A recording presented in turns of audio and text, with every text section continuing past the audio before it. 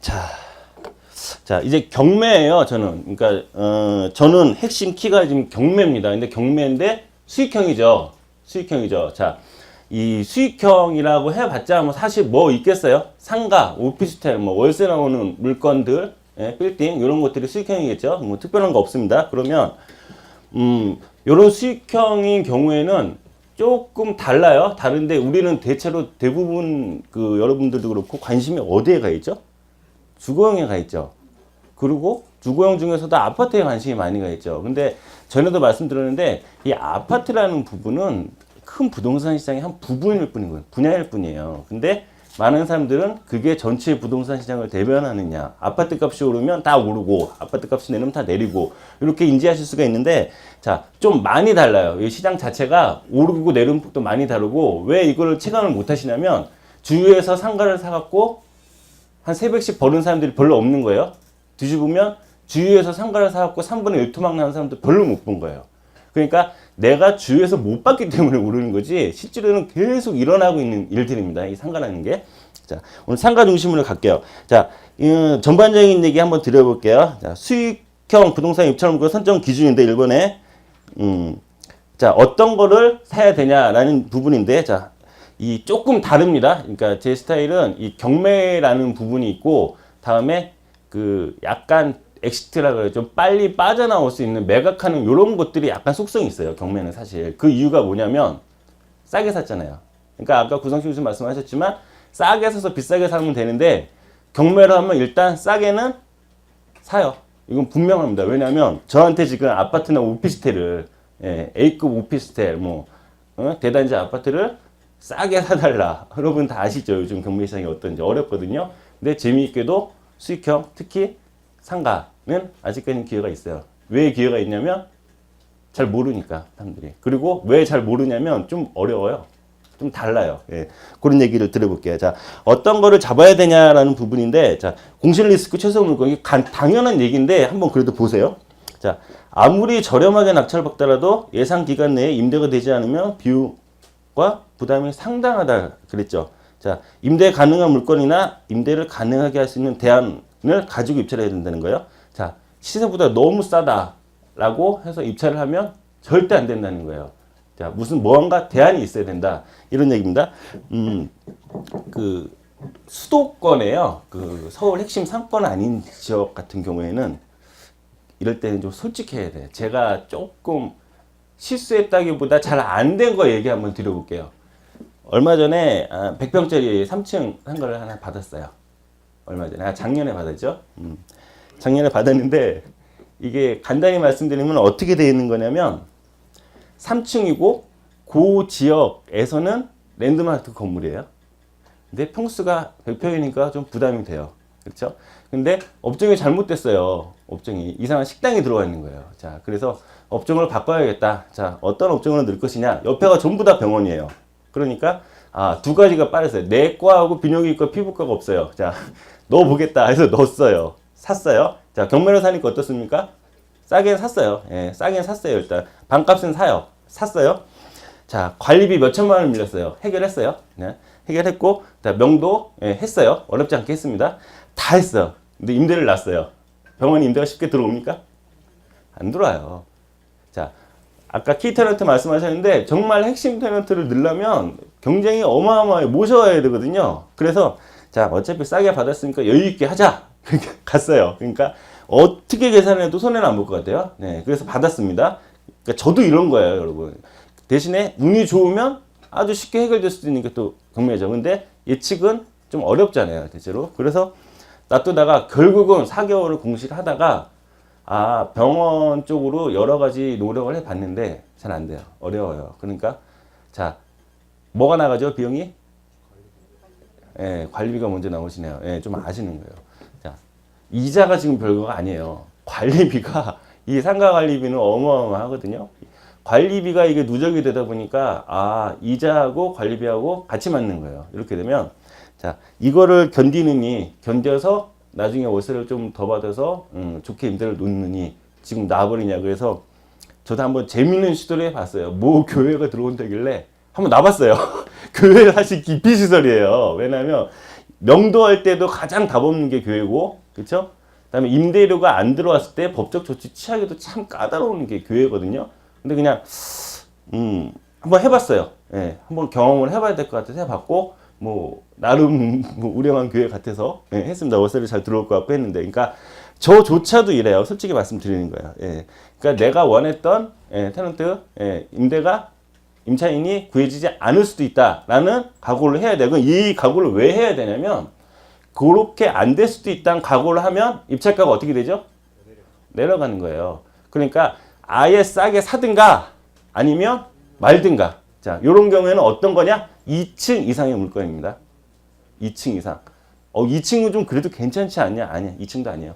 근데 여러분 어디든 돌아다니면서 대로변이나 유동인구가 있는 지역에 1층이 비어있는 거 보셨어요? 없죠. 아까도 뭐 몇 번을 바뀌지만 1층은 거의 안 비죠. 그래서 순간적인 공실은 날 수 있어요. 자연 공실이라고 그러는데 그 외에는 1층 공실은 거의 없다라고 보는 거예요. 그런데 상부층으로 갈수록은 잘못하면 임대가 안 돼요. 모 지역은 지하가 몇백 평짜리가 3번 경매 연속 나와가지고 3번 다 다시 경매가 나와요. 그러니까 경매를 하시는 분이 너무 싸니까 잡은 거예요. 헬스클럽이든 무도장이든 해보려고 잡았어요. 근데 임대도 안 되고 관리비랑 감당이 안 되는 거죠. 그래서 경매가 3번에 진행된 사례도 있습니다. 그러니까 하지 말라는 얘기가 아닙니다. 자신 있을 때, 뭔가 대안이 있을 때 그 대안을 가지고 들어가야 된다. 첫 번째. 두 번째는 대안이 만약에 없더라도 마지막 최악의 순간 그냥 거저 쓰라고 할 정도에도 버틸 수 있을 만큼의 낮은 금액으로 입찰을 하라. 이렇게 말씀드리는 거예요. 근데 상가는 가능해요. 상가는 가능합니다. 그러니까 예전에 경매에 약간 운 좋아서 이렇게 낮게 낙찰 받는 경우가 있었잖아요. 주택도 그렇고. 근데 요즘 거의 없잖아요. 근데 상가는 그나마 할 수 있는 분야다. 아직은. 네. 근데 왜 어려운지 한번 볼게요. 자, 하나씩 보다 보면 나옵니다. 자, T. 요거는 이게 제가 그냥 다 제 기준대로 뭐 주관적으로 쓴 거니까 그냥 참고하세요. 현재 우량 임차인이 입점하여 있다고 해서 낙찰로 다시 우량임이 입점한다는 보장이 없다. 자, 근본적으로 달라요. 주택은 어떻습니까? 누가 살아도 살죠. 그 다음에 시장에서 산정해준 임대가가 있죠. 뭔가 문제가 있으면 시장 가격보다 조금 낮게 하면 임대가 되죠. 상가는 이런 식의 기준이 없는 거예요. 상가는. 물론 기본적인 시세나 뭐 그런 것들은 있지만 그게 적용이 안 됐을 때 나는 할 수 있는 게 별로 없는 거예요. 부동산에 쫙 뿌리는 거 말고는. 자, 그래서 요런 경우에는 저희가 이제 리츠에서 있을 때 건물도 좀 많이 검토를 했는데, 요런 거죠. 병원이 굉장히 어때요? 임대인 입장에서는 유치하고 싶은 임차 업종이란 말이죠. 근데 이 병원이 한번 움직여 버리면, 자, 병원이 움직였어요. 다른 데로 이사를 가버렸어요. 그러면 다른 게 병원에 들어올 것이냐? 이게 굉장히 어려운 거거든요. 그러면 자, 현재 병원이 있어서 이 정도의 수익이 나고 우량하다라고 보더라도 향후 2, 3년 이내에 이 병원이 어디로 튈지 모른다. 나갔을 때 대체할 수 있는 것들, 뭐 통상 특별한 게 없어요. 뭐 상가가 들어왔든, 뭐 어떤 뭐 핵심 오피스 용도로 들어오든, 이런 용도로 들어왔을 때 그 시장 가격으로 임대료를 산정해서 내가 감수할 수 있어야 되는 겁니다. 요게 리스크에 대한 대안이에요. 리스크 대안이 별게 없어요. 그러니까 결국은 가격 가지고 조절을 해야 되는 부분이 있다. 이 말이고, 대형 학원도 그래. 학원도 조그만 것들이 여러 개 들고 나가면 괜찮은데 큰 학원이 통째로 나가버리면 순간적으로 입점이 안 되고 공실이 날 수 있습니다. 그러면 층으로 넓게, 전용률 넓게 쓰던 것들을 쪼개버리면 어때요? 각각 호수가 써야 되기 때문에 복도가 나와야 되죠. 그러다 보면 전용률이 낮아지고 가치 자체도 떨어지는 거예요. 이런 부분이 있습니다. 자, 금융기관도 그래요. 자, 금융기관이 뭐 대표적인 게 은행인데, 뭐 증권회사 이런 거, 보험회사 다 금융기관으로 봐야죠. 이런 것들이 대형 건물 2층에 있다가 없어져 버려요. 요즘은 많이 없어져 버려요. 그리고 더 핵심적으로 좀 옮겨가려는 추세도 있고, 어설픈 건물에 없어서 들어왔던 그 대형 그 금융업종들이 있습니다. 근데 다른 건물이 바로 옆에가 아니더라도 금방에 들어서면 이전해 버려요. 그러면 기본적으로 요 정도 기간 정도 들어오려면 한 뭐 200평 이 정도 되지 않습니까? 요게 순간적으로 나갔을 때 임대를 놓을 수 있는 특별한 대안이 없다는 거예요. 그러니까 이 업종이 계속 갈 수 있다라는 보장은 전혀 없는 거예요. 전혀 없는 거예요. 그럼 거기다 뭘 넣겠습니까? 뭐 당구장을 넣겠어요. 200평짜리. 요즘 헬스클럽도 경쟁이 굉장히 치열해서 많이 어려워졌고, 예, 이런 것들이니까 이런 식의 함정이 있다라는 거는 알고 진행을 해야 될 것 같습니다. 잠깐 꺼졌습니다. 뭐 절전을. 자, 조금 빨리 진행해 볼게요. 다음에 자, 주변 신규 공급되는 상가나 공급 가능 토지를 반드시 확인한다. 그러는데 자, 이 상가 같은 경우에요. 요 업종이 내가 들어갔을 때는 독점이었어요. 근데 하나가 더 들어와요. 그러면 하나가 더 들어오면 망할 것 같죠? 근데 망하지 않아요. 괜찮아요? 뭐 괜찮을 수도 있어요. 근데 이게 갑자기 막 소나기가 들어와 버리니까 이제 거기서 경쟁해서 망할 사람 망하고 힘든 사람 남고 이렇게 되는 거거든요. 그러면 순간적으로 임차인이 영업을 잘해서 남아나든가 아니면 망해서 나가든가 거기에 대한 부담이 결국은 누구한테 옵니까?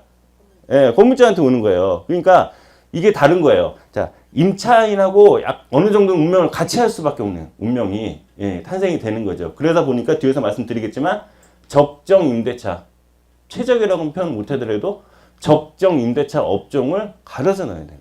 가려서 넣어야 되는 거예요.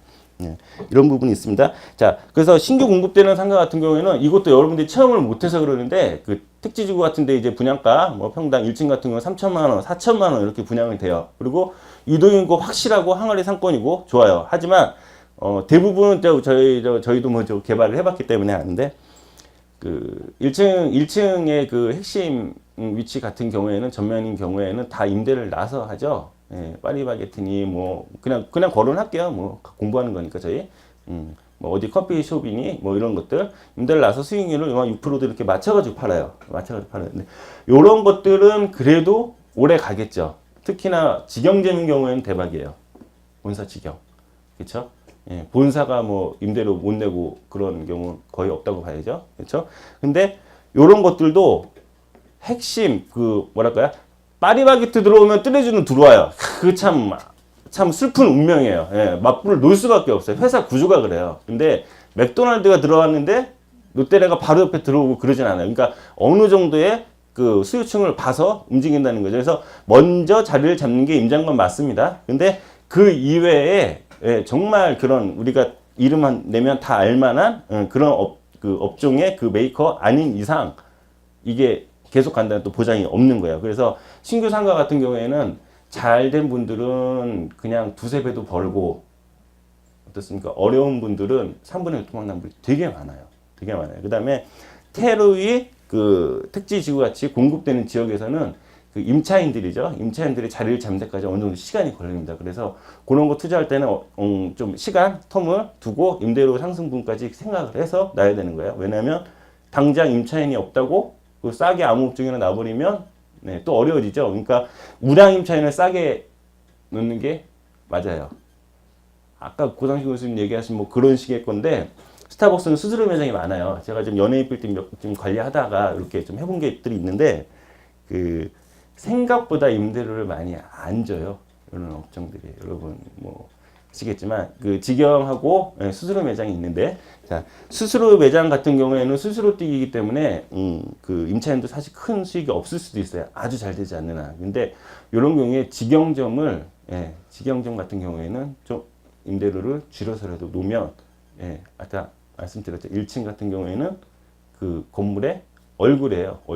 얼굴이기 때문에 1층에 살아야 다 사는 거 이건 맞거든요. 그러니까 이런 식의 것들을 좀 고민을 하셔가지고 자 새로 공급되는 지역, 새로 상권 형성되는 지역은 아직 안 가본 거예요. 상권이 어떻게 흘러갈지 다 모르는 거니까 그렇죠? 그렇기 때문에 좀 주의할 필요가 있다. 이런 말씀드립니다.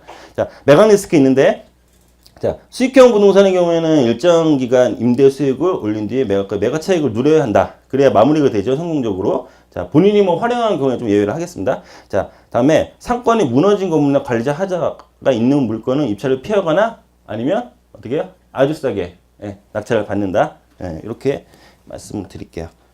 어떤 관리적 하자가 있는지 자, 이런 것들은 조금 뒤에서 보겠습니다. 자, 요 부분을 이제 수익률 부분인데 요 부분을 제가 건드려야 되는 게 맞을 것 같아요. 왜냐니까 경매로 사다 보면 자, 제일 중요한 게 뭐죠? 이거는 좀 알아놓으세요. 제가 전 국민한테 외치고 싶은 내용이에요. 경매에서 제일 중요한 게 뭔지 아세요, 혹시? 제 개인적인 뭐 생각이 좀 들어있을 수도 있지만 이게 중요하지 않다고 얘기할 수는 없는 거예요. 제일 중요한 거는 입찰가 산정이에요. 근데 이 권리 분석과 명도 이런 쪽에 자꾸 고민을 하시거든요.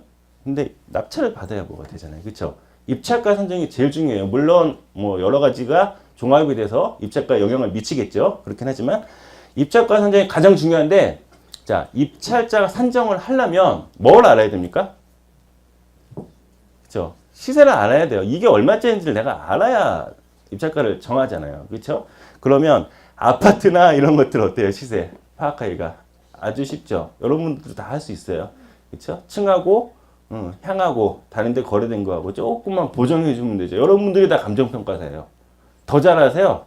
이 주부들은 감정평가사보다 아마 아파트 평가 더 잘하실 거예요. 그렇죠? 상가는 어때요? 명확한 시세가 없죠. 아까 임차인하고 또 관계 부분, 임차인은 어떻게 운영을 하냐에 따라서 달라지고요. 자, 요거를 보는 건데, 자, 그렇다면 가격은 근본적으로 수익형이기 때문에 요거 제가 건드리는 거예요. 근데 어렵지 않으니까 아주 간단하게 할 거니까 한번 들어보세요. 기본적으로 수익형이기 때문에 가격을 뭘로 계산하면, 예, 수익, 임대료를 역산해서, 예, 수익 환원으로 계산해 보는 거예요. 가격을.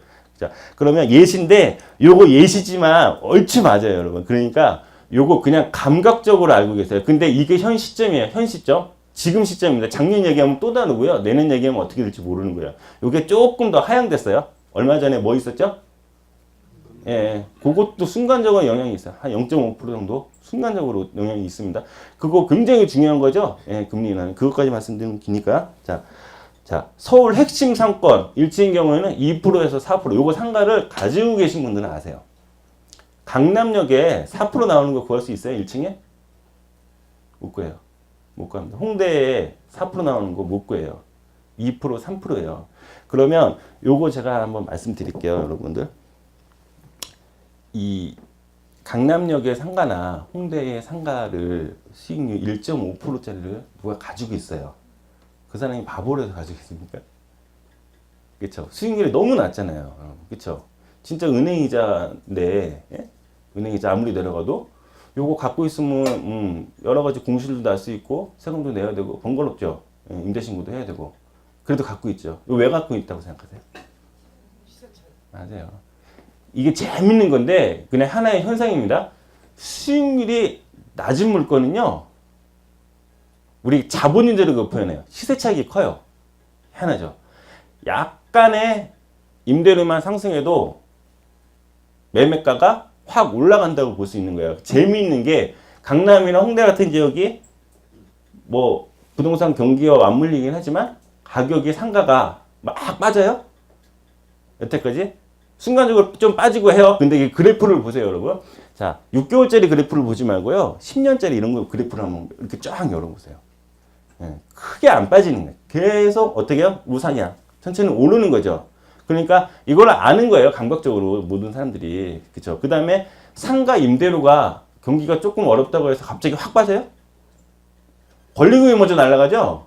그렇죠? 권리금 날아가고 고생 다 한 다음에 마지막에 임대료가 빠져요. 그렇죠? 물론 조금 요런 상가 같은 우량이니까 뭐 상권이 살아있는데 1층 요런 데라고 제가 표현을 하겠습니다. 그렇다 보니까 이 수익률을 낮은 게 우습게 볼 게 아닌 거예요, 여러분. 요거 뒤에 제가 사례를 하나 딱 잡아놨으니까 그거 가지고 한번 보시면 될 것 같습니다. 자, 요거 요렇게 간단하게 보면 자, 일단 2층 이상이면 4%는 나와주는 부분이고요. 오피스텔 같은 경우는 4% 정도예요. 전에는 5%짜리도 있었는데 금리 낮아지고 좀 어려워요. 다음에 이 지역별로 지금 이렇게 했어요. 자, 서울 일반 상권이에요. 이런 경우에는 3%, 5% 정도 나옵니다. 다음에 일반 상권은 2층 이상은 5% 이상은 나와야 돼요. 왜 그러냐면 아까 2층 올라가면 임대 공실 리스크가 있어요, 없어요? 있죠. 그러니까 공실 낙하까지 감안해서 임대는 좀 더 받아놔야 되는 부분입니다. 5% 이상이라고 했어요. 그러니까 7%도 있고 8%도 있습니다. 자, 지방 가니까 자, 핵심 상권인데 한 5% 나왔죠. 좀 높죠. 높죠. 이것도 뭐 여러 가지가 이유가 있겠지만 뭐가 있을까요? 핵심적인 게? 저희가 대전 같은데 이게 지역적인 특성이니까 이거는 뭐 그 지역이 어떻다 그런 얘기를 하는 건 아니에요. 자, 우리 기관 운용사나 예, 대형 부동산 투자 기관이 그 대전에다가 산 적이 있나요? 없죠. 없죠. 대형 빌딩을, 오피스를.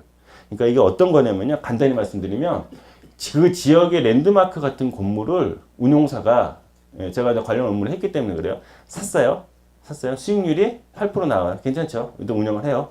근데 근본적으로 5년 있다 매각하는 걸로 계획을 세운단 말이에요. 5년 있다 이게 팔려요, 안 팔려요?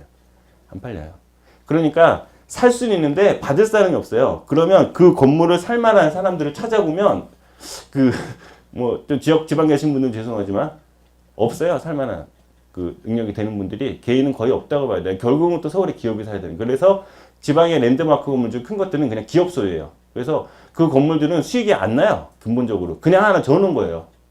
그래서 뒤에서 말씀드릴 건데 기업 같은 경우에는 반드시 수익이 나야 되는 게 아니에요, 여러분. 왜냐니까 강남역에 이게 상가 말씀 이건 드려야 돼요. 강남역에 수익이 1%짜리 그런데 기업이 매장을 직영 매장을 해요. 그게 1% 그거 뭐 수익 벌려고 하는 거예요? 아니죠. 예, 강남역 자체에 핵심 지역에 그 브랜드 하나 걸어놓은 것만으로도 엄청난 그 광고 효과예요, 그게. 그래서 강남에 사옥 하나 가지고 있다. 요거 자체도 강남역 앞에 그 유동인구가 도대체 얼마입니까? 그 TV 광고하는 거가 난 거예요. 그러니까 이런 전사적 측면에서 예, 이거를 결정을 하는 거지 수익만 가지고 움직이는 않아요. 기업 같은 경우에는 그런 차이는 있습니다. 요거를 우리가 상가를 가지고 있을 때는 한번 역이용할 수도 있는 거예요. 좀 아쉽겠지만 홍대나 이런 강남역 같은 경우에는 왜 이렇게 임대료가 좀 올랐냐면 기업들이 좀 높게 들어가서 올랐던 부분이 없지 않습니다. 그 영향이 좀 많이 있어요. 그 말씀 드리고.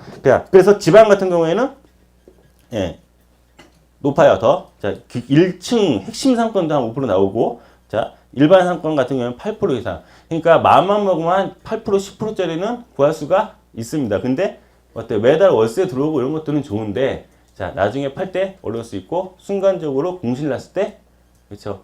뚜렷한 대안이 없는 거예요. 없는 거예요. 왜냐니까 수요층 자체가 좀 넓습니다. 지방 같은 경우에는. 그래서 자, 요거 수익률 지금 기준에서는 아마 얼추 맞을 거예요. 제가 정확하게 찝어내지는 않았지만 이상 뭐 이런 식으로 표현했지만 그 밑에 팁 하나 보겠습니다. 우량 상가일수록 수익률이 작고 임대는 안정적이며 더 큰 자본이득 매각자에게 기대된다. 예, 이해 가셨죠? 예. 그러니까 지방 같은 경우에는 수익률이 8%, 10% 난다 하더라도 요게 오른다는 보장이 없는 거예요. 그리고 가장 확실하게 오를 수 있는 거는 땅밖에 없는 거예요, 여러분. 건물은 뭐가 생겨요? 감가가 되죠. 그러니까 예, 이게 계속 보장된다는 보장이 없는 거죠. 그렇기 때문에 자, 그러면 요거 가지고 뭐 아시는 분들은 임대인 오신 분들은 너무 잘 아실 거예요. 근데 정말 간단하게 어떻게 표현을 해볼까라고 간단하게 표현을 해봤더니 자, 팁 위에 하나만 더 볼게요. 죄송합니다. 우량 상가는 임대 리스크가 적음으로 대출을 최대로 활용하여 실질적인 수익률을 증대시킨다. 자, 임대 놓는데 문제 없다고 확신이 들 때, 그럴 때는 대출을 땡겨도 돼요. 상가 대출 얼마나 돼요? 예, 80% 됩니다. 80% 되고 잘 받으면 90, 한 2, 3%까지 돼요. 예, 제가 받았어요. 계속 받아서 하고 있습니다. 예, 가능해요. 만약에 이런 것들 대출 좀 많이 받고 싶은 분들은 제가 뭐 대출 그런 거 하는 사람은 아닌데 급하면 연결해 드릴 수 있어요. 예, 그러니까. 그리고 요 재밌는 게 옛날에는 그 1금융을 좋아했어요. 1금융을 왜 좋아했을까요, 우리가? 그죠? 금리가 낮아서 그랬는데 1금융이나 2금융이랑 차이가 별로 없어요. 그 1금융은 좀 규제를 더 많이 받아요. 근데 2금융은 상대적으로 규제가 좀 덜하기 때문에 뭐 금융기관이 좀 문제가 생긴 것도 있긴 하지만 그래서 실질적으로 우리한테 필요한 거는 금리 부분이지 뭐 특별히 많이 받고 이자 큰 차이 안 나면 예, 활용할 수 있는 거거든요. 그래서 대출 여건은 시간 지날수록 뭐 나빠지거나 별로 그렇지는 않은 것 같습니다. 자, 그래서 자 이제 계산을 해보는 거야. 도대체 이 상가가 얼마짜리냐라고 볼 때 정말 초간단입니다. 자, 이거를 일률적으로 적용하면 이 말이 어폐가 생기기 때문에 위에 예시를 놓은 거예요. 제가 이렇게 예시를 놓은 겁니다. 자, 이 지역에 맞게 보는 거예요. 자, 수익률이 6%인 경우에는 월세가 5만 원당 매매 가격 1,000만 원. 이게 무슨 말인지 이해 가세요? 뒤집으면 1,000만 원짜리 상가가 있어요. 예? 1,000만 원짜리 상가가 있어요. 그러면 월세가 5만 원이 나와요. 그럼 수익률이 몇 프로죠? 1년에? 예, 여기 6%가 되는 거예요. 그러니까 1년이 10달이면 편한데 12달이다 보니까 6만 원하고 6만 원이 아니고 5만 원이 되는 거죠. 이해 가시죠? 자, 그러면 수익률이 이제 반토막짜리 수익률이에요. 수익률이 3%이면 어떻습니까? 5만 원당 매매 가격이 2천만 원이 되죠. 그러면 이제 한번 보세요. 자, 3%짜리가 어디 있을까요? 서울의 일반 상권 1층에 위에 3%짜리 있죠. 여기 같은 경우에는 월세가 5만 원이 나오면 얼마짜리다? 그렇죠. 2천만 원인 거죠. 그래서 이 지역하고 연동이 되는 거예요. 이거 일괄적으로 적용할 수 없기 때문에. 그러니까 위에 거는 예시니까 그 시장, 그 지역 수익률은 스스로 구하셔야 돼요. 그다음에 보증금 환산. 요거 이게 왜 보증금 없이 월세만 있는 경우는 없잖아요. 그렇죠. 그래서 요거를 제가 책을 쓰거나 제가 좀 뭐 책도 쓰고 있는데 책을 쓰거나 이런 데서는 표현할 수가 없어요. 이거를 이렇게 하면 교수님들한테 혼나요. 예, 무슨 이렇게 그냥 우격다짐처럼 이렇게 적용하면 안 되는데 지금 실무 시간이니까 제가 말씀 들어볼 수 있는 겁니다. 그 다음에 제가 여러 가지 운영사 물건들을 해서 이 계산을 해본 결과 그냥 통계적으로 그냥 제가 찾아낸 거예요. 자, 보증금 환산이 뭐냐니까 어때요? 월세가 100만 원만 있는 경우는 없잖아요. 1,100이든 뭐 보증금이 있을 거 아닙니까? 그 보증금은 어떻게 환산하냐 봤더니 보통 6에서 12% 정도 환산하면 얼추 맞는 거예요. 얼추. 근데 보증금 비율이 큰 경우는 예외라고 하는데 은행 같은 경우는 그냥 보증금만 놓고 들어오려고 그러잖아요. 근저당 딱 쳐놓고. 그쵸? 요런 건 좀 예외고, 그래서 일부, 보증금, 만약에 이제 1,100만 원이면 1,000만 원 부분 같은 경우에는 한 6% 정도 계산해서 월세를 얹든지, 거꾸로 12% 계산해서 월세를 얹든지, 그러니까 한 6% 정도 계산해서 넣으면 대체로 그 상가나 이런 경우에는 보증금 비율이 어떻습니까? 낮죠? 대체로 영업하시는 분들은 보증금 적게 내고 월세를 내려고 하는 그 성향이 있지 않습니까? 그러니까 영업을 해서 돈을 벌기 때문에, 그렇죠? 그래서 일부 보증금은 요 금액으로 그냥 환산을 해서 계산을 하면 얼추 나온다. 이 말씀 드린 겁니다. 자, 그럼 입찰가 산정을 해볼게요. 자, 해당 물건의 임대 가능 금액 조사인데, 자, 일단은 자, 매매가는 좀 잡기 어려워도 임대가는 좀 조사가 되죠. 자, 이거 얼마 정도 임대 놓을 수 있겠냐는 조사를 하는 겁니다. 다음에 아까 말씀드렸죠. 지역 시장 수익률 환산하여 적정 가격을 산출하는 거예요. 그렇죠? 그 다음에 요것만 가지고는 안 돼요. 뭘 하나 더 봐야 되냐면 유사 거래사를 참고해서 보정해야 돼. 그러니까 최대한 요것과 비슷한 것들을 찾아서 얼마에 거래된지를 봐서 요거보다 좀 높이 되든가 낮게 되든가 그 지역적인 문제거든요. 요것까지 좀 보정을 하면 얼추 크게 실수는 하지 않아요. 이렇게 되면. 어떤 것을 실수하냐면 수익률이 8%가 나오는데 안정적이지 않은 임대인 거야. 지금 내년에 나갈 병원이에요. 이런 게 문제가 되는 거거든요. 그래서 이런 것들만 조금 짚어내시면 이렇게 근본적으로 수익형이기 때문에 상가 같은 경우에는 이렇게 짚어내시면 큰 실수는 안 나요. 조금 이해 가시죠? 반면에 거꾸로 이런 거 안 하고 옆에 게 얼마에 거래되는데 이거보다 70% 가격밖에 안 되니까 그냥 덜컥 싸. 이런 것들이 이제 문제가 생기거나 사고가 날 수 있는 겁니다. 그래서 철저하게 그 두 가지 기법으로 하는 거예요. 자, 수익 기준으로 수익 환원으로 가격을 산정을 하고 그 다음에 실제로 거래됐던 거래 사례를 가지고 두 가지를 같이 비교를 하는데 더 핵심적인 건 수익으로 계산하는 겁니다. 여러분 집 같은 경우는 수익 환원법은 아직은 쓰면 안 되죠. 집은 전부 월세가 아니잖아요. 아직도 전세가 버티고 있는 부분이 있고 그다음에 수익률이 많이 나지 않는단 말이에요. 그 다음에 집 같은 경우 6억짜리 아파트 일반 우리 그냥 대단지 아파트에 그거 누가 1,000만 원에 뭐 월세 400 이렇게 들어와요? 안 들어오죠. 그러니까 아직까지는 뭐예요? 수익형 상품으로 자리 잡은 건 아니에요. 주택 같은 경우에는. 근데 자리 잡아가고 있는 거죠, 지금. 이런 차이가 있습니다. 자, 그러면 적정임차가 예시인데, 자, 우량상가인 경우에는 적정시세의 80%. 이것도 제가 어떤 책이나 이렇게 쓸 수가 없어요. 그냥 제 경험적인 거기 때문에 그냥 참고를 하십시오. 그냥 이런 실무 강의 자료니까 말씀드리는 거예요. 자, 우량 오피스텔인 경우에는 90%. 자, 오피스텔 하나 낙찰 받으려면 요즘 막 100% 넘어가죠. 좋은 데는. 그렇죠. 90% 이하 써서 받기 어려워요. 그렇죠. 자, 우량상가는 어떤 거예요? 1층이나 임대에 대한 리스크가 거의 없는 상가인 경우에는 생각보다는 조금 많이 싸지 않다라고 생각하실 수 있어요. 근데 뭐 현실적으로 말씀드려야 돼요. 적정시세 80%예요. 근데 요게 사자마자 바로 임대가 낮이고요. 수익이 발생하고 그러면 팔기가 어떻습니까? 그렇죠.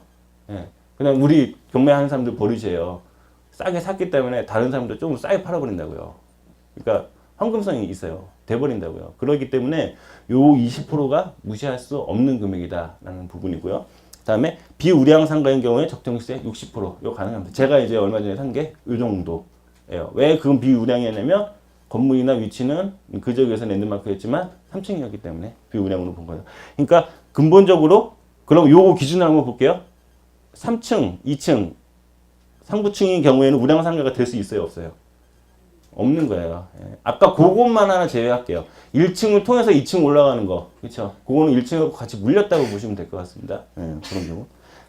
다음에 특수 물권화된 상가의 경우는 적정세 40, 50%. 이거 가능해요.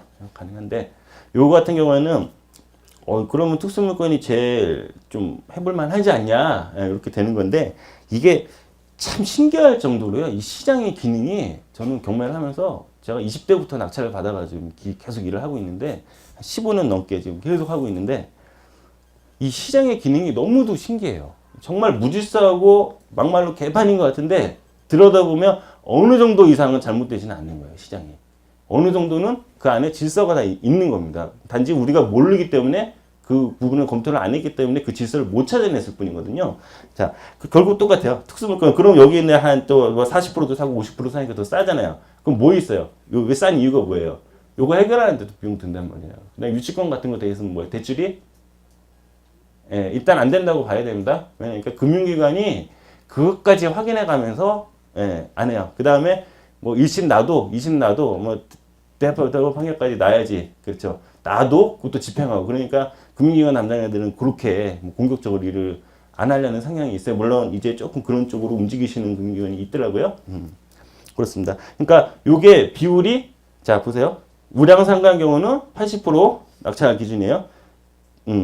특수물건에다가 비율화인 경우에는 40%. 갭이 굉장히 크죠. 근데 이 갭이 굉장히 합리적으로 나온 거예요. 합리적으로. 예, 그러니까 그러면 여러분들은 어떤 걸 선택하셔야 되냐? 제가 강의 때마다 등장하는 말인데 그냥 갖다 쓰는 말인데 결국 또 포지션이에요. 포지션. 내가 약간의 자금 여력도 있고 시간도 있고 한번 조금 크게 먹고 싶은 분들은 어떤 걸요? 매면 될 거. 예, 40, 50짜리 하면 되고 안전하게 나는 생업도 있고 다른 직장도 있고 예, 이렇게 운영의 개념으로 가실 분들은 앞에 거예요. 근데 뒤에서 아마 생각보다는 놀라실 거예요. 요거 80% 받았을 때 수익을 계산해 보면 커요. 여러분. 이게 왜 그러냐면 그 결국 또 대출 때문에 그런 일이 생기는 거예요. 크니까 실수만 안 하면 노력을 해서 조금 일반 아파트나 이런 것들보다 까다로운 건 맞습니다. 상가가. 근데 일단 받으면 수익은 예, 생각보다 굉장히 크다라는 거 인식을 하시면 될 것 같아요. 자, 요거 나왔는데 이제 앞에 권현식 교수님 하시고 뒤에 안윤석 교수님이 또 이제 뭐 리모델링이나 이런 부분 말씀해 주실 건데 자, 그 밑에 팁 보겠습니다. 상가 살리기 전략이나 리모델링 등 추가 수익이 기대되는 경우 조금 더 높게 입찰하여 자금과 시간의 활용성 증대라고 나왔는데 요런 식의 대안들이 좀 서 있고 자신이 있으시면 조금 더 쓰세요. 받아버리세요. 그러니까 경매에 그 우량 물건 좀 좋은 것들이 많이 나와야 안 나와요. 상가가. 안 나오죠? 안 나와요. 그러니까 기회가 계속 있는 게 아니에요. 그래서 내가 어느 정도 아는 지역이고 자신 있으면 조금 더 잡아보는 게 예, 시간적으로나 예, 그 일을 할 수 있냐 없냐 그런 부분이기 때문에 여러 가지로 해볼만 합니다. 이런 경우에는. 자, 근데 경매로 물건 찾을 때요. 이것도 전에 제가 한번 말씀드렸던 부분인데 이거를 뭐 공부한다고 하나씩 찾고 이렇게 하시면 안 돼요. 근본적으로 공매는 더합니다. 일단은 먹어요. 쓰레기잖아요, 다. 쓰레기 더미 같이 막 나와 있단 말이에요. 상가는 특히. 그렇죠. 그러면 그 쓰레기 중에서 보물을 찾는다. 이렇게 찾는 것보다요. 쓰레기 더미 안에 쓸만한 것들이 있잖아요. 그러면 걷어내는 방법으로 하세요. 조금 이해가 되실지 모르겠는데 뭔가 하자를 하나씩 찾아가지고 해결이 안 되는 상황이면 그냥 가차없이 제껴내는 거예요. 이렇게 찾아보시면 훨씬 수월합니다. 그 안에서 좋은 거를 이렇게 찾으려고 찾다 보면 굉장히 시간적으로 예, 비용적으로 낭비가 커요. 그래서 이제 저희 같은 사람들이 항상 모니터링 하고 있으니까 찾아주기도 하고 뭐 이렇게 일이 진행이 되는 거니까 그래서 아는 지역이라든가 좀 자신 있으면 좀 더 써서라도 받으세요. 그게 맞습니다. 자, 그다음에 우량 오피스텔 경우에는 어떻습니까? 굉장히 심하고 큰 수익을 기대하기 어려우므로 예, 여러 호를 낙찰받아 임대사업자 운영을 또 고려해라. 이게 하나 해갖고 왔다 갔다 하고 월세 체크하고요.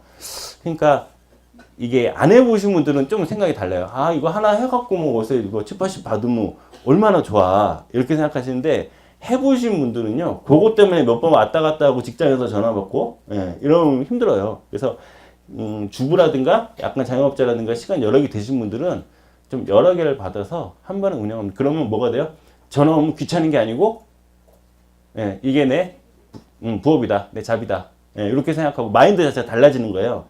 하나를 사는데 임차인 맨날 전화 오고 뭐 고장났다 그러고 뭐 어쩌고 전화 오면은 번거로운 거예요. 그러니까 현업을 하다 보니까. 그래서 한 5개 정도 이렇게 해서, 그렇죠? 한 300이든 400이든 수익이 발생이 되면 거기에 대해서 신고하고 세금 내고, 이렇게 좀 여러 채를 한 번에 운영하는 게 좀 맞을 것 같고요. 하나 가지고는 아마 오피스텔은 좀 우량인 경우에는 큰 재미는 없을 거예요.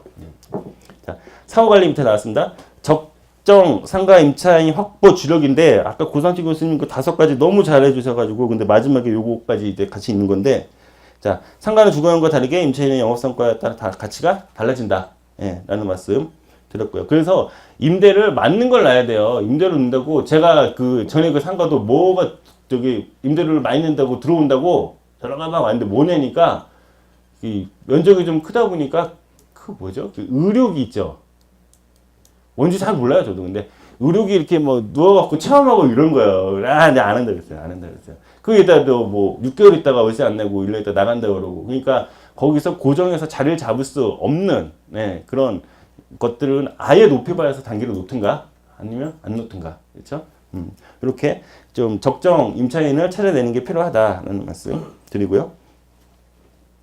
자, 임대차 계약 시 이거는 그냥 아시는 건데 그냥 참고로 하세요. 항상 부가세 별도로 표기하세요. 부가세를 받든 안 받든 신고가 되든 안 되든 항상 이렇게 쓰면 아무 문제가 없습니다. 그러니까 요거 가지고 부가세를 어떻게 해야 되냐 뭐 이런 고민을 할 필요가 없어요. 그 다음에 자, 임차인이 자리를 잡으면 어떤 일이 생겨요? 그렇죠. 임차인이 자리를 잡으면 임차인은 영업을 계속 거기서 해야 되죠. 그리고 영업을 계속 한다는 건 수익이 있다는 거죠. 그러면 영업 수익을 쉐어할 수 있는 거예요. 임대인하고. 그러면 임대료를 높일 수 있는 겁니다. 그래서 가급적이면 임대 기간 같은 경우에는 좀 짧게 잡는 게 맞겠죠. 그래서 결국은 여기서 먹는 거예요. 상가는 매달 수익 들어오지만 이거는 뭐 이자 감당하고 큰 게 아니고요. 임차인의 영업을 잘해서 적정 수준 임대료를 올리면 어떻습니까? 상가 가치는 어마어마하게 오르는 거예요. 뒤집으면 아까 3%짜리 시장이면 어떻습니까? 5만 원이 얼마나 그랬어요?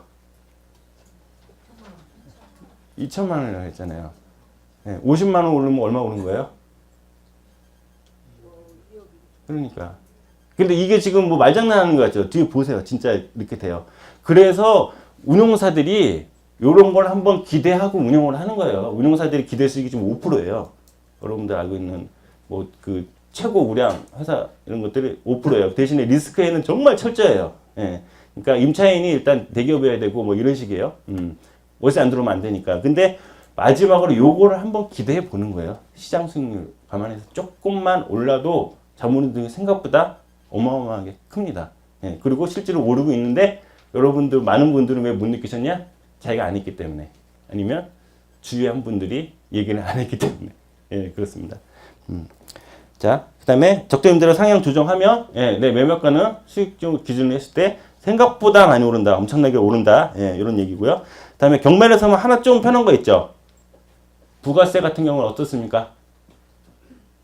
부가세 없어요. 그냥 안 내고요. 안 내는 거예요. 그러니까 나중에 산 사람도 환급받을 일도 없고 그냥 일반 주택 매매하듯이 거래하면 돼요. 그러니까 상가 같은 경우에는 어떻습니까? 건물 부분에 대해서 원래 건물 부가세가 발생이 되는데 요거 같은 경우는 부가세 이제 안 낸다기보다 뭐 측면에서 어떻게 관리하는 측면에서 포괄 양수도 이렇게 해서 계약을 하고 넘기고 환급 받고 뭐 이렇게 진행을 하시는데 경매 같은 경우에는 일단 내가 그냥 경매를 샀기 때문에 부가세 관련이 없어요. 그렇기 때문에 새로 사는 분도 내고 받는 것보다 그냥 안 내는 게 낫잖아요. 처음부터 누구나 그렇죠. 그래서 요거 같은 경우는 경매를 산 게 조금 더 유리한 부분은 있습니다. 자, 그 인허가 부분인데 아까 그 임대 놓을 때요. 그 용도 관련해 갖고 인허가 부분을 내가 고민을 해 갖고 내가 원하는 테넌트를 입점을 시키는 것도 좋지만 그 계약서 부분에서는 인허가는 근본적으로 누구 책임이다? 임차인 책임이다라고 명시하시고 가시는 게 여러모로 좋아요. 그리고 도와주고 뭐 협력한다는 규정은 들어가거든요. 그리고 앞장서서 도와주든가 하더라도 계약상으로 이렇게 좀 적어놓는 게 맞을 것 같아요. 자, 요거를 예를 한번 드릴게요. 자, 요게 이제 이 전철 보이시죠? 요 파란색 요 선이죠. 을지로예요.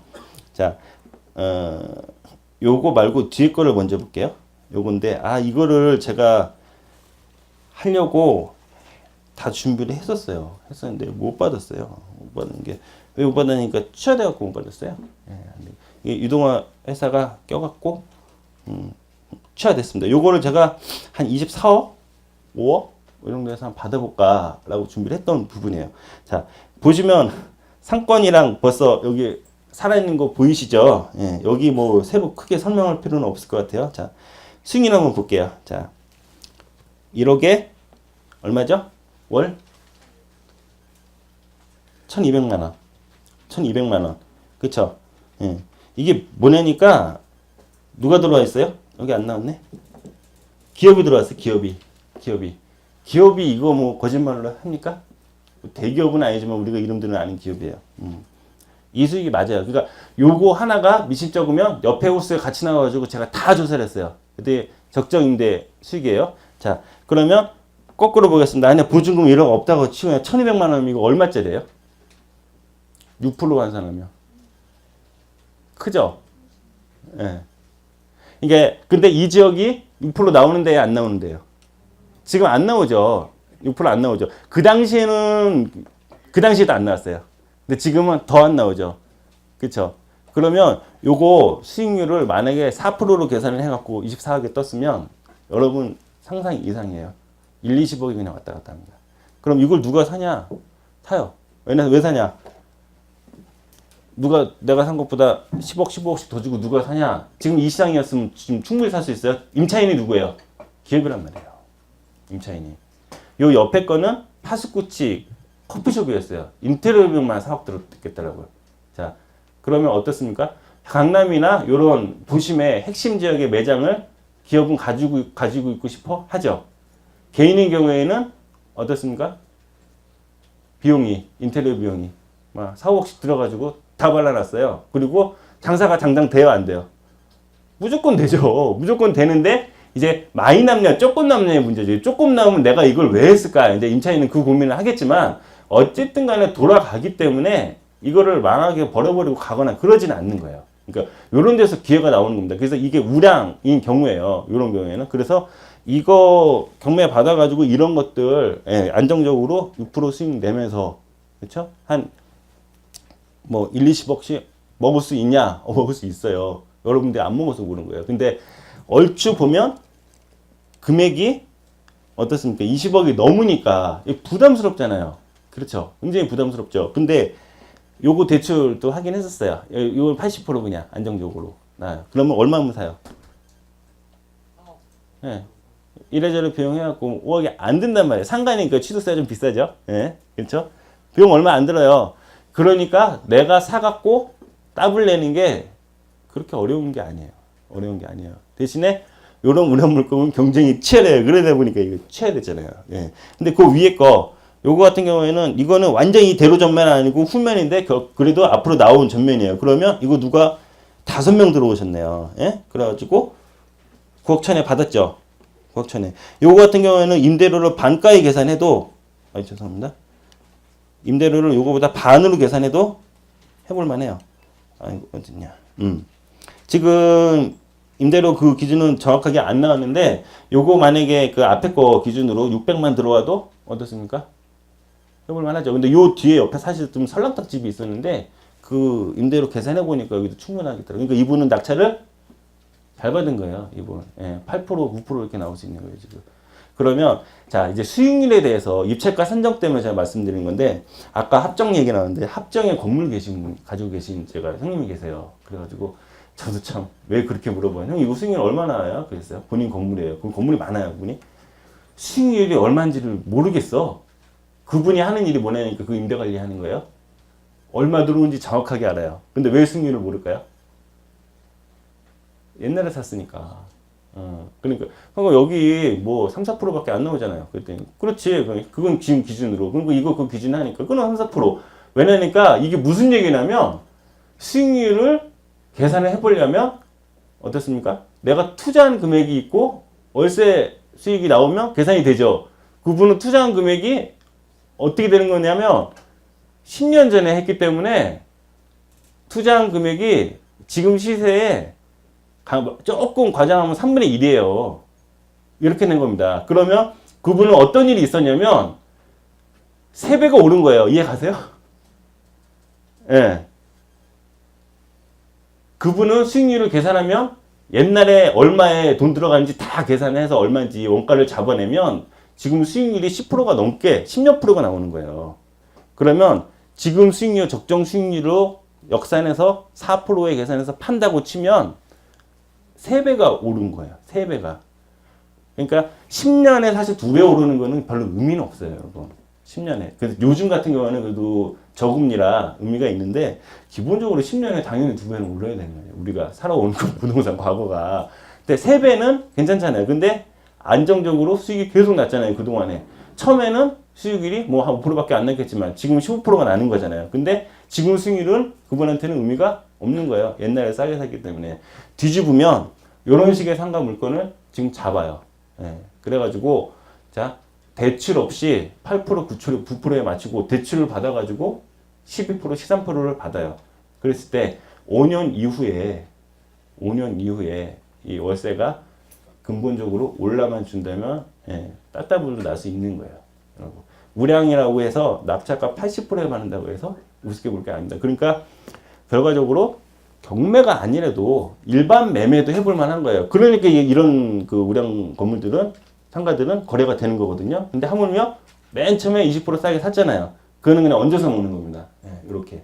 그러니까 그만큼 물건을 잡고 뭐 하는데 뭐 시간도 걸리고 경매니까 명도도 해야 되고 이런 부분이 있겠지만 여러분 생각하신 것보다 수익이 굉장히 커요. 한 3배, 4배 되는 거는 투자돈 기준입니다. 투자돈 기준으로. 3, 4배 버는 거는 그렇게 어려운 게 아니에요. 물론 시장이 좀 받쳐줘야죠. 뭐 갑자기 뭐 서브프라임 온다거나, IMF 오거나 뭐 이러면 어려워지겠죠. 자, 그거 무서워서 일을 안 할 수는 없으니까. 네, 그렇습니다. 그래서 이런 식의 건물들, 자, 그러니까 아까 핵심 상권의 그 우량 건물, 같은 경우 이렇게 받으면 되고, 요것도 보니까 80% 정도 선에 받지 않았나, 80%도 안 되게 받았어요. 요것도요. 그렇습니다. 그래서 이런 물건도 있더라. 근데 이제 많지 않아요. 이런 게. 이런 게 많지 않고, 그 취하돼서 저는 못했는데 굉장히 탐이 났어요. 어느 제가 회사였거든요. 그래서 1억에 1200. 그러니까 아까 제가 말씀드린 수익률 계산으로 역산해서 시세를 신장을 해 보시면 큰 무리가 없습니다. 이런 지역 같은 경우에는. 자, 요 명도 부분 조금 부담이 있으실 것 같아서 간략하게 좀 말씀드릴게요.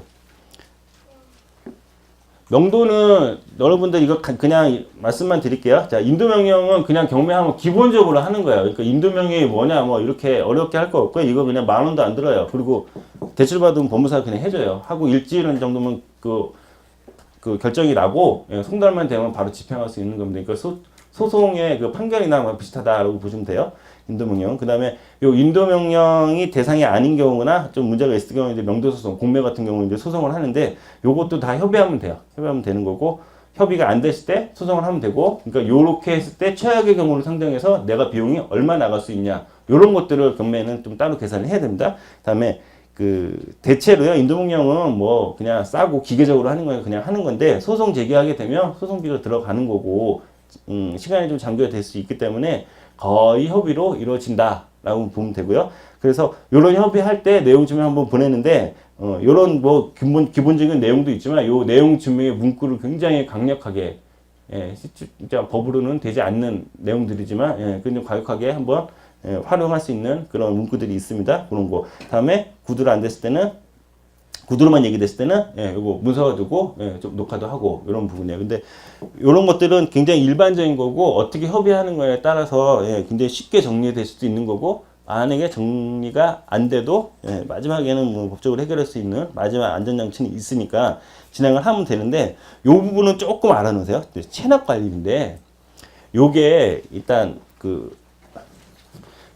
이게 약간 이론적인 내용인데 여러분 이 규정이라는 게 있어요. 규정이라는 게 있고 법이 있어요. 법이. 그러면 법 규정 말고 그러니까 이제 업무 규정이 있단 말이에요. 회사 같은 경우. 근데 한전 같은 경우에 뭐 전력사업법, 뭐 수도사업은 수도사업법 관련 법이 있지만 그 아래에 그 기관들 직원들이 업무 처리하는 규정 편람이 있단 말이죠. 그러면 이 규정이나 편람은 여기 뭐 그런 기업이나 계신 분들 계실 수 있겠지만 누구를 위한 거예요? 누구를 지키라고 만든 거예요? 규정이나 편람은? 그 직원들이 지키라고 만든 거죠. 그러면 우리 낙찰받는 사람이 그 규정을 따라야 될 의무가 있습니까? 없죠. 우리는 뭘 따르면 돼요? 법을 따르면 돼요. 그러니까 법은 대국민적인 거야. 다 해당이 되는 거고 규정은 그분들 사정이에요. 그러면 법하고 규정하고 상충됐을 때 합리적으로 상식적으로 타당하면 뭐가 이겨요? 법이 이기죠. 그러면 실제로 체납관리비나 뭔가 처리를 하러 갔을 때 그분들이 만만하게 해줘요? 안 해줘요? 절대 안 해주거든요. 다 내라 그러죠. 그렇죠? 안 내면 끊는다 그러죠. 한전도 그래요. 안 내면 끊는다 그래요. 그러면 그걸 끊고 안 끊고는 그분들 규정에 대한 문제고 그걸 끊어서 문제 생겼을 때 법적으로 손해배상이라든가 사고가 났을 때 문제는 그분들이 다 책임을 져야 되는 거예요. 그러니까 법하고 규정하고 다르기 때문에 우리는 뭘 해야 되냐? 법을 따르는데 안타깝게도 법으로 다 안 나와 있어요. 이런 상세한 부분은. 그래서 물론 기준은 있어요. 사용자 납부의 원칙 뭐 이런 원칙들이 있어요. 그분들도 가지고 있는 원칙이. 그래서 이런 거를 해결할 때는 일단 관련 판례를 다 들고 가갖고요. 담당하고 얘기를 하면 담당을 안 해줄 수밖에 없어요. 그러니까 약간 뭐랄까요? 민원이랄까요? 좀 공론화 시켜야 돼요. 그래서 위쪽으로 보고가 올라가게 해서 이게 소송이 났을 때는 명색이 공기관인데 공공기관 그 뭐죠? 공기업인데 이게 패소하는 망신을 당하지 않게 그렇죠? 법정상에서 법을 기준으로 넣어서 판례를 가지고 해결하는 이런 식으로 법을 많이 처리합니다. 이게 주택 같은 경우에도 클 수도 있지만 주택 같은 경우에는 어떻습니까? 전용이랑 공용이랑 관리비가 미납관리비가 있으면 법에는 안 나왔어요. 사실은 이거. 뭐만 인수해요? 공용관리비만 인수하거든요. 그러니까 정규로나 이런 것들은 안 내도 돼요. 안 내도 돼요. 근데 다 내라 그래요. 그럼 가면 이제 낙찰받은 날짜 기준을 해갖고 그 전 거 빼고 이해발생자가 제가 내고 이렇게 처리를 하는 거거든요. 그러면 왜 관리비 문제가 나왔냐면 어느 지하 상가의 경우 저희 동네인데 고덕동 상가인데 그 관리사무소에서 얼마를 붙여놨냐니까 미납관리비를 1억 5천만 원을 붙여놨어요. 그러니까 무섭잖아요. 일단 무섭죠. 못 들어간다고요. 근데 조금만 규정을 알면 이게 그렇게 어렵지 않아요. 왜냐니까 근본적으로 관리비 미납 부분에 대해서 그게 무제한으로 할 수는 없는 거 아닙니까? 그렇죠. 통상 3년이에요. 3년. 3년까지만 청구하는 걸로 이렇게 돼 있어요. 그러니까 관리사무소나 관리하시는 분들이 좀 아시는 분들은 쉽고 그게 어려우면 요 내용들을 가서 인지를 시켜야 되는 겁니다. 그래서 다 인수하는 게 아니다. 예, 요런 얘기예요. 그 다음에 공용 부분만 인수하는 건데 자 실질적으로 상가나 오피스텔 같은 경우에는 대부분이 다 관리비가 공용이죠. 예, 전용은 내가 안에서 쓴 전기 뭐 이런 거란 말이에요. 그래서 실질적으로 운영하고 여기 전용 공용 나왔는데 요 청소비나 뭐 수거비 이런 부분 인건비들 이런 것들 다 공용에 해당되는 부분이기 때문에 실질적으로 연체된 건 내가 인수해야 된다라는 부분입니다. 인수해야 되는데 자 3년 넘는 건 인수하지 않는다. 이렇게 그 인지를 시키고 가야 되는데 이게 실제로 일을 해보면 조금 어려워요. 가보면 정확히 잘 알려주지도 않고 왜냐니까 입찰을 들어가려고 하는 사람이지 내가 낙찰받는 사람이 아니죠. 그러다 보니까 근데 이 조사는 언제 돼야 되죠? 입찰 전에 돼야 돼요. 그렇기 때문에 잘 안 알려져요. 그렇기 때문에 이 부분에 대해서 내가 정확히 알아야 입찰을 할 수 있고 내가 납부를 하든 정리를 할 수 있지 않냐. 그러니까 당신 협조에 의무가 있다. 그렇게 해서 좀 당당하게 가서 내용을 좀 파야지 이거 그냥 들어갔다가 거기서 청구해버리면 어때요? 경매 당한 사람은 대체로 행불됐죠. 나한테 크게 물어버리면 이걸 어떻습니까? 예, 감당하기가 어려워요. 증명하기가 어렵단 말이에요. 그래서 그 조금 별로 그렇게 좋은 방법은 아니겠지만 이런 일을 하실 때 가능하면 요즘 핸드폰 기능이 좋으니까 좀 녹취를 해놓으시면 괜찮아요. 제3자 내가 몰래 녹취하는 것도 아니고 내가 얘기하는 부분이잖아요. 서로. 그러니까 좀 녹취를 해 놓으시고 나중에 너무 심하게 문제가 안 생기도록 다음에 요것도 그래야 조그만 조직이다 보니까 대부분 관리사무소라는 조직이 이게 그냥 그 관리단이 있어요. 소유자 모임이라는 관리단이 있고 그 위임을 받아서 관리사무소가 운영을 한단 말이에요. 이런 경우에는 좀 잘 협의가 되면 그냥 결선 초래해서 넘어갈 수 있는 부분들이 있습니다. 굉장히 요거 예민한 부분이지만 자 미납관리비가 3천이냐 내가 체납 미납관리비가 인수해야 될 관리비가 3천만 원이냐 아니면 500만 원이냐 크죠?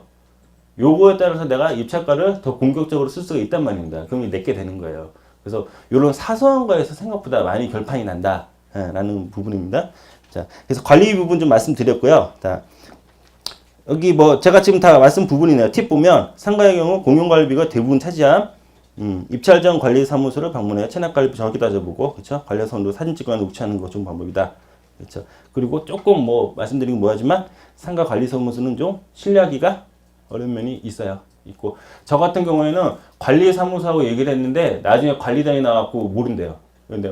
그러면 법적으로 내가 따랐죠. 자, 관리사무소는 관리를 하고 있고 통상적인 관리 업무를 여기서 다 진행하고 그 법적으로 외관을 갖춰서 이 사람들을 믿은 건데 딴소리 하시면 안 됩니다. 이렇게 얘기를 해서 협의를 해서 처리는 했는데, 관리사무소가 또 부정행위를 저질러갖고 관리사무소를 관리단에서 내쫓는 과정이에요. 그러면 결과적으로 관리사무소는 그 소유자 관리단의 하고의 관계에서 그 위임 계약서 한 장밖에 없는 조직이란 말이죠. 그렇죠. 물론 사용자 책임은 있겠죠. 관리단에서. 그렇기 때문에 정말 이 상가 건물의 핵심 관리할 수 있는 권한이 누구에게 있냐까지도 봐야 돼요. 관리사무소가 정상적이지 않으면 거기다 있는 게 인정 못 받을 수도 있는 거예요. 그래서 이런 부분은 조금 까다로울 거예요. 그래서 이게 크게 누가 영업을 하고 있거나 크게 문제가 안 된 거면 괜찮은데 장기적으로 방치된 상가들이 있어요. 한 5년씩. 예. 요런 것들, 아까 이제 30%, 요런 것들은 한 30%에도 끊어요. 요런 것들 잡을 때는 요런 것들 굉장히 주의해야 돼요. 요런 미납관리비 부분. 자. 그, 연체료 같은 경우에는, 네, 그 승계가 안 되는 걸로 요것도 그렇게 보시면 됩니다. 자. 이사비 등. 요거는, 자, 뭐, 특별한 답이 없어요. 그래서 내가 생각하기에 적정 이사비, 예, 여러분들 물어봐서 이게 처리하면 되고, 이건 한번 일부 보시면 될 것 같습니다. 될 것 같은데, 저거는 하나 좀 염두를 해주세요. 우리가 통상 그 아파트 30평 같은 경우에 아파트가 좀 익숙하시니까 명도할 때 안 돼가지고 이제 집행을 하게 되면, 예, 비용이 이래저래 그래도 꽤 많이 들어요. 짐이 얼만큼이냐에 따라 다른데 500만 원에서 많이 들면 1000만 원까지 들어요. 짐을 잔뜩 놓고 가면. 그러면 상가 같은 경우에 영업을 하고 있으면 괜찮아요. 근데 갔는데 방치되어 있고 안에 집기들이 있어요. 그럼 이거를 드러내는데 비용이 어마어마해요. 생각보다 많아요. 이번에 드러내고 깜짝 놀랐어요. 저도. 그거를 만약에 집행을 했으면 아차 싶더라고요. 저는 뭐 쉽게 처리했어요. 350만 원 주고 바로 키 받고 제가 정리하는 걸로 해서 했는데, 그 안에 그 냉장고 같은 거 버리고 간 거 그 탁자 이거를 한번 다 드러내 봤더니 폐기물 처리 비용만이 한 돈 100만 원 들었어요. 예, 버리는 데만. 그러니까 이 집행하면 되지라는 생각은 일반적으로 정상적인 사람이 그 집에 살고 있을 때 협의가 될 내용이고요. 예, 망해서 놔두고 간 경우에는 어떻습니까? 저것까지 집행까지 정말 집행까지 각오를 해야 되는 상황이고, 집행했을 때 그 쓰레기면 어땠어요? 그거 보관 3개월 보관료 내 돈은 내야 돼요. 그리고 그거 또 동상경매 신청해갖고 처리해야 되니까 이게 비용이 한 2천만 원까지도 들 수 있어요. 100평 상가면. 그러니까 이런 거는 감안하시면 되는데, 요거를 무서워할 게 아니고요. 사람이 무슨 정보요원도 아니고 어디 숨어 있으려고 뭐 작정한 사람도 아니고요.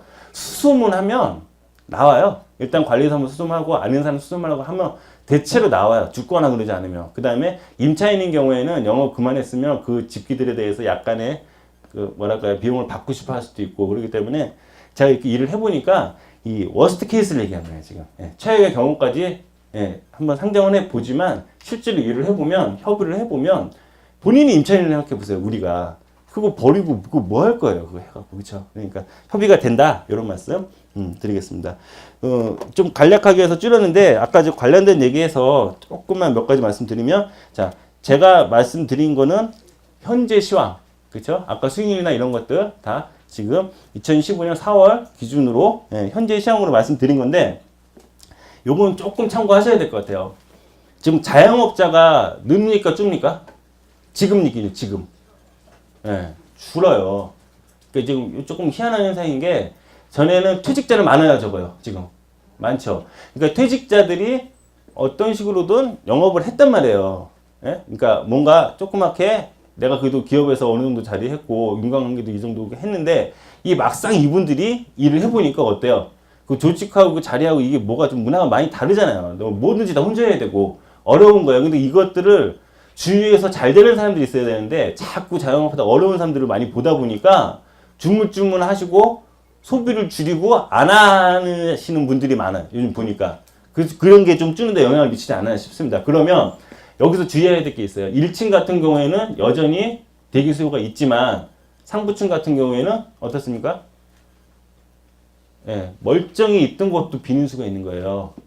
그러면 이거 조심하라는 말씀드리려고 얘기하는 게 아니에요. 그러면 상대적으로 경매로 낙찰받을 때 더 싸게 낙찰받을 수가 있어요. 그러니까 지금 아파트, 오피스텔 이런 것들이 난리니까 단독, 빌라 이런 것들이 비싸니까 예, 상가도 뭐 치열하겠지라고 보시는데 아니에요. 상가 같은 경우는 1층 그런 무량 물건 아닌 경우에는 여전히 낙찰가 별로예요. 왜냐니까 공실위험이 있는 거예요. 그러니까 시장이 다르다. 예, 예, 그 물건별로 시장이 다르다. 예, 요건 조금 인지를 하시면 좋을 것 같습니다. 그 다음에 뒤에서 이제 아르 교수님이 드디어 이제 경매로 매입한다든가 아니면 수익형 부분에 대해서 수익형 그 리모델링이나 이런 용도 부분에 대해서 말씀드릴 건데, 요거는 좀 잘 판단하셔야 되는 게, 여기 비용이 드는데, 요렇게 한번 해 보시는 게 어떠냐라는 부분이고, 저는 굉장히 긍정적으로는 봐요. 긍정적으로 보는데, 스타일이 약간 경매업자 스타일이면 저처럼 이렇게 팔아 제끼는 게 버릇이면, 요게 비용이 그 낙찰 받는 것보다 좀 더 드는 수도 있어요. 이거 사는 비용보다 리모델링 하는 비용이 더 들 수가 있어요. 그러니까 대출이 있기 때문에. 그래서 이런 걸 좀 종합적으로 판단을 하셔야 될 것 같아요. 근데 여러분 같은 경우에는 굉장히 좋은 게 하나 해서 잘 단단하게 하나 만들어 놓고, 예, 꾸준히 7년이든 8년이든 운영해 보고 이런 것들이 굉장히 필요하거든요. 그래서 굉장히 좋은 강의가 될 거라고 좀 생각이 되고, 예, 저 같은 경우에는 이게 그러니까 개인 포지션의 문제인 거예요. 저는 그 돈으로 한 2개를 더 사버리죠. 예, 이렇게 하는 거니까 뭐가 맞고 틀린 건 없어요. 근데 저도 그거를 리모델링하고 이럴 때 할 때 안수 교수님한테 전화해서 물어봐요. 거꾸로 같이. 예, 요렇게 협조돼서 일하는 부분이 있으니까, 예, 조금 좋은 기회가 되지 않을까 싶습니다. 전체적인 좀 말씀 드렸고요. 마지막으로 그 상대적인 거에 대해서 한 번만 간략히 말씀드릴게요. 저도 뭐 조금 재밌는 얘기를 해야 되는데 잘 못해요. 재밌는 얘기. 제가 그 OCC라고 그 호텔 저기 있어요. 공실 가면서 이제 운영, 그쵸? 예, 얼마나 호텔이 돌아가냐. 요 기준이 하나 있거든요. 요 기준인데 그냥 이슈되는 거니까 요즘 제주도가 시끄럽잖아요. 그쵸? 그래서 이게 반반이에요. 근데 이걸 누가 예측하겠어요. 그쵸? 그래서 제주도 왔다 갔다 하고 저는 또 물건들 사고 했어요. 저 같은 경우는. 근데, 제주도의 호텔 가동률이 90%예요. 그리고 강원도는 한 50% 되나? 그래요. 근데 서울 명동이 90% 돼요. 그 호텔, 그 비용, 비즈니스 호텔 가격 한 10만원 전후, 이런 것들은 이제 비슷하고. 그러면 명동에 비즈니스 호텔 할 만한 자리는 얼마죠? 한 8천 정도 해요? 8천? 8천 1억? 이 정도 합니다. 그렇죠? 그러면 제주도에 비즈니스 호텔 할 자리는 얼마죠? 제주까지 잘 모르시죠? 한 얼마 전까지 2,500이라다가 지금 또 3천 얘기 나와요. 지금 이런 거예요. 그러면 지금 상대적인 거 설명하려고 하는 거예요. 제가 제주도 좋다고 얘기하는 게 아니고 항상 이런 판단을 좀 가지고 가셔야 돼요. 여러분 일하실 때. 뭐냐면 제주 똑같은 호텔을 가동을 해요. 근데 어디는 땅값이 8천이고 어디는 3천이에요. 어디를 사야 돼요? 3천짜리를 사야 되죠. 땅의 가치를 봤을 때. 근데 요거를 기준으로 보세요. 제주도가 계속 호텔 가동률도 좋고 인구도 유입될 걸로 보이고, 그렇죠? 예, 신공 얘기도 나오고, 그렇죠? 이게 흘러가고 있단 말이에요. 근데 명동 같은 경우에 지금 갑자기 한류가 무너진다거나 관광객이 끊길까요? 명동. 그러진 않을 거죠. 그럼 명동 수익률은 2% 나오고 제주 수익률은 8%, 9% 나오잖아요, 지금. 예, 어디 비즈니스 호텔 파는 거뭐 10% 넘게 주고 그러잖아요. 예, 그 안전장치는 없습니다. 참고로 말씀드리면 그런 거 분양하는 것들. 근데 잘 지켜지고 있어요, 지금까지. 자, 똑같은 땅에 수익 환원법 얘기를 하기 때문에 그래요. 똑같이 수익이 나오고 가치가 있는데 어디는 3천이고 어디는 8천이에요. 이 차이가 어디서 오냐? 결국 리스크예요. 자, 수도권은 아니라 명동은 앞으로 전체적으로 누가 봐도 크게 꺾이거나 어려울 문제가 없죠. 제주도는 가봤어요, 안 가봤어요? 아직 모르죠. 요 차이입니다. 요 차이입니다. 그러니까 똑같아. 제주도는 3분의 1이니까 이건 5천에 살게 돼서 덜컥 집어서 호텔을 쳐서 잘 운영이 되면 영동이랑 똑같이 누리죠. 근데 제주도가 어떻게 될지 알 수가 있어요, 없어요? 지금 모르잖아요. 그렇죠? 대규모 계획이 세워져 있는데 요게 허가까지 난 것도 지금 조금 지연되고 있는 부분이고, 그러니까 예측할 수 없는 것들은 어려운 거예요. 어려운 거예요. 그래서 결국은 다 똑같습니다, 여러분. 요거 하나만 인식하시고 가시면 될 것 같아요. 제가 경매강이지만 마음이 좀 다르게 할게요. 예측 가능하고 리스크가 없으면 큰 수익을 못 버는 거고, 그렇죠? 예측 가능이 굉장히 어렵고 리스크가 크면 큰 수익이 날 수밖에 없는 거예요. 이게 수익률로 왔다 갔다 하는 거고, 그게 가격이고 그런 겁니다. 네. 제가 말주변이 없어서 잘 표현을 못했는데 조금 그 숫자 금액에 관한 부분들, 입자가 산정에 대한 부분들, 이런 부분은 제가 좀 맡아서 했기 때문에 그렇게 하고요. 이제 다음 시간에는 이제 안윤석 교수님이 아마 그 재미있는 얘기 많이 해주실 겁니다. 네. 여기서 마칠게요. 감사합니다.